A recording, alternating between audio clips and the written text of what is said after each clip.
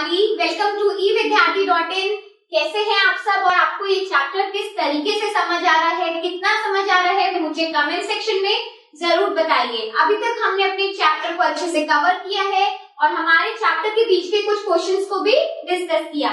Now we are moving on to the exercises which is given on the page number 128 and 129 in your NCERT book. ठीक है, सो आप बहुत सारे questions हैं, एक एक करके बड़े इंटरेस्टिंग तरीके से क्वेश्चंस को समझेंगे, फनी वे में करेंगे भी अच्छे से, जिससे कि बहुत अच्छे से आपको समझ आ सके। ठीक है, तो चलो एक एक करके हम क्वेश्चंस की तरफ मूव करते हैं। तो आप अपनी बुक में से भी फॉलो कर सकते हैं। अगर पेज इधर उधर हो गया है कोई भी, तो मैं यहाँ पर एक आपको क्वेश्चन का हेडिंग दे देती हूँ, तो आपको वहां से भी उसे आप लोकेट कर पाओगे। ठीक है, तो यहाँ पर मैं आपको सबसे पहले क्वेश्चन एक्सप्लेन करने जा रही हूँ।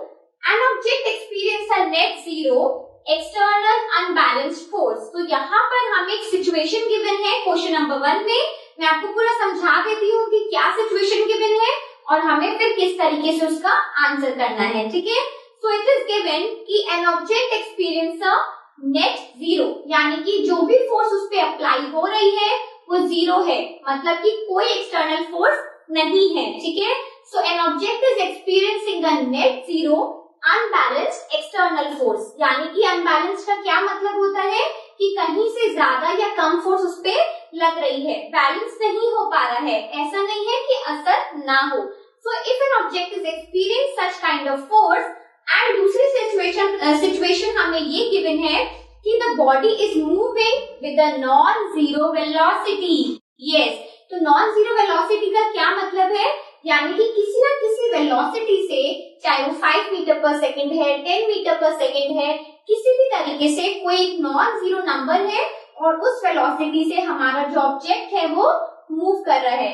तो क्या ये पॉसिबल है, क्या ये सिचुएशन पॉसिबल है कि कोई भी एक ऑब्जेक्ट है वो एक नॉन जीरो वेलोसिटी से मूव करता रहेगा, और क्या उस पे कुछ होगा अगर एक्सटर्नल फोर्स उस पे अप्लाई की जाती है तो, और क्या असर होगा अगर उस पे कोई एक्सटर्नल फोर्स अप्लाई नहीं की जाती है। तो बेसिकली हमें दोनों तरीकों से इसका आंसर देना है कि if there is no net zero force, यानी कि कोई भी फोर्स उस पे अगर एक्सटर्नली नहीं लगाई गई है, तो क्या ये सिचुएशन पॉसिबल है कि हमारा जो ऑब्जेक्ट है वो एक नॉन जीरो वेलोसिटी से मूव करता रहे। ठीक है, सो आई होप आपको क्वेश्चन का सिचुएशन समझ आया हो। अब हम एक बार देखते हैं कि इसका आंसर क्या है। So yes, it is possible, ये सिचुएशन पॉसिबल है कि आपका कोई भी object can move with a non zero velocity.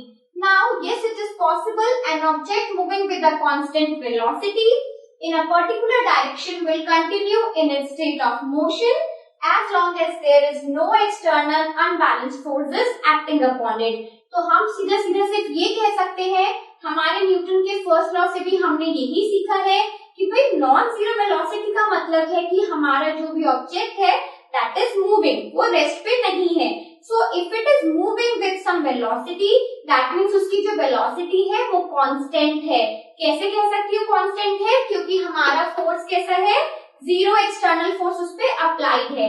तो अगर कोई भी ऑब्जेक्ट एक कांस्टेंट वेलोसिटी के साथ मूव कर रहा है इन अ पर्टिकुलर डायरेक्शन, तो वो वैसे ही मूव करता रहेगा until and unless उस पे कोई बाहर से एक्सटर्नल फोर्स लगाई जाए, तो ही सिर्फ उसका मोशन चेंज होगा। ठीक है, सो एक बार इसे यहाँ से देखते हैं।